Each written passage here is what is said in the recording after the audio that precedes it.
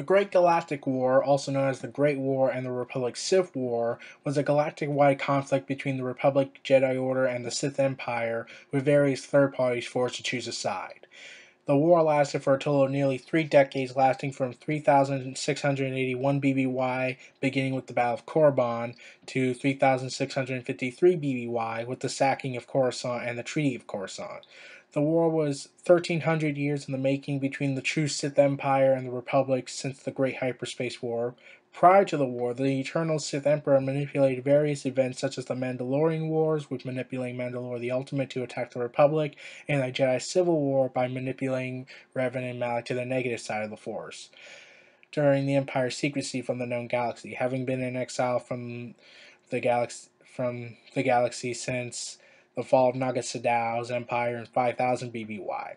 During their 1300-year exile, the Sith Emperor would send various agents to keep track of the Republican Jedi and gather intel, the most famous being Revan and Malak before they turned on the Emperor and began the Jedi Civil War.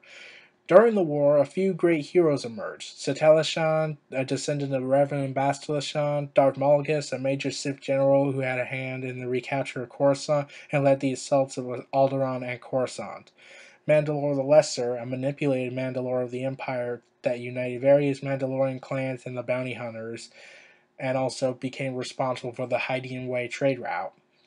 Balith Alusis, the hero of Bathory, who led approximately 4,000 Jedi, 4,000 Republic soldiers, 80 Jedi, against a total of 50,000 Imperial forces. And Hylo Viz, a Merlian smuggler who broke the Mandalore the Lesser's blockade of the Hydian trade route approximately around about 5 years before, like a year or two before the war ended. The war would last for a total of 28 years, with major key battles between Korriban and Coruscant, such as the battles of Bathory, the siege of Alderaan, the liberation of the Hydian trade route, and the Mid-Rim campaigns. The conflict would come to an end in 3653 BBY when the Sith shocked the Republic with an offer of peace. However, it turned out to be a ruse to attack the capital of the Republic, Coruscant. The now sacking of Coruscant left over tens of thousands of civilians and fighters killed, and the Supreme Chancellor was murdered. The Jedi Temple was in ruins. A total of 6 Jedi Council members were killed in the battle. The war was, at that point, before the Yuuzhan Vong War a few millennia later, the most destructive conflict in the galaxy, and led to an 11-year standoff between the two superpowers until a second galactic war broke out in 3642 BBY. Okay, like, this war is like the main focus of Star Wars: The Old Republic, and like I said, it was a huge galactic-wide conflict, and it would lead to various events such as the eventual destruction of the Sith. It was part of the old Sith Wars prior to the new Sith Wars, around approximately 1,000 years later. But this is the main focus of Star Wars: The Old Republic, especially the Cold War era and the Second Galactic War. But during this war, like the Battle of Bathory, the Mid-Rim campaign, like, they were destructive events that led thousands of Jedis and Republic soldiers killed in the battle. And after the war, the Republic senators blamed the Jedi for the conflict, even though it was technically the Chancellor of the Hyperspace War's fault for causing this event to happen. But history would never know that. But the modern times at that point never recalled that. And Hylo Viz, she was rumored killed a year after the Mandalorian blockade broke, and Bailiff Lucis fell at the Bathory when he and his remaining forces managed to kill the last Imperial forces until they had to retreat, leading to the Battle of Bathory, a draw. Mandalore the Lesser would be killed in about a year or so after the Battle of Coruscant by a new Mandalore, cat forgot the name. Darth Malgus would go on to lead various factions of the Empire until he decided to say, hey, I'm going to break away and start my own empire. So Talashan went on to become the Grand Master of the Jedi Order, and I'm pretty sure Revan and Bastilashan are very proud of her. And along with that, Coruscant would take decades to rebuild from that conflict. It was completely in ruins. The entire city infrastructure was destroyed. and the Jedi Order had to leave Coruscant since they were pretty much banished there to head home to the ancient homeworld of Tython, which had been left behind approximately for at least a good 2,000 or so years since the Force Wars on Tython. Other than that, and like I said, was the main subject of the Old Republic series, and they always talked about it. I would love to have seen a game or a movie based off this, but Disney said, no, all of the stuff here is non-canon. I would have loved to see a movie talking about this and exploring it and showing that, yeah, this war was a big deal in Star Wars history and Star Wars lore, but nah. And the reason why I say it was like millennia later, it would be the second most destructive conflict because the Yuuzhan Vong War was basically galaxy versus galaxy, man versus nature.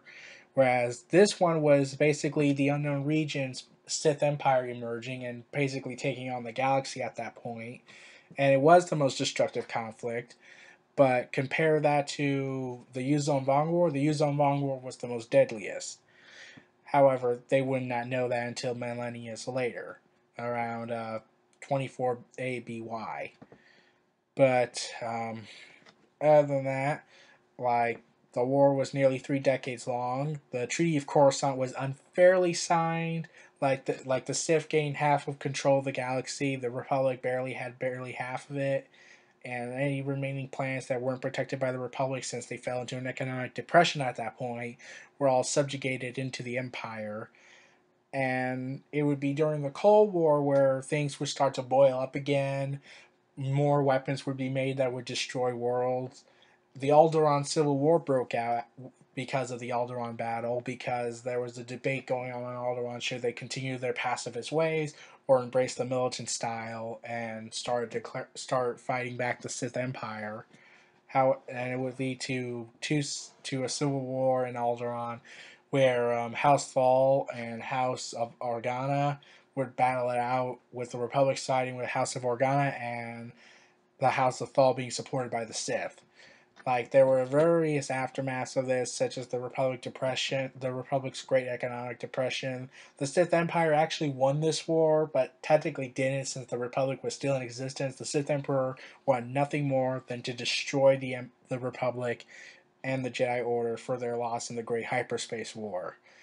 Um, so basically, this was the epic, long-awaited Jedi versus Sith battle, something that a lot of people have been waiting for. Like, yeah, we had the Jedi Civil War, but they weren't the true Sith. They weren't the original Sith.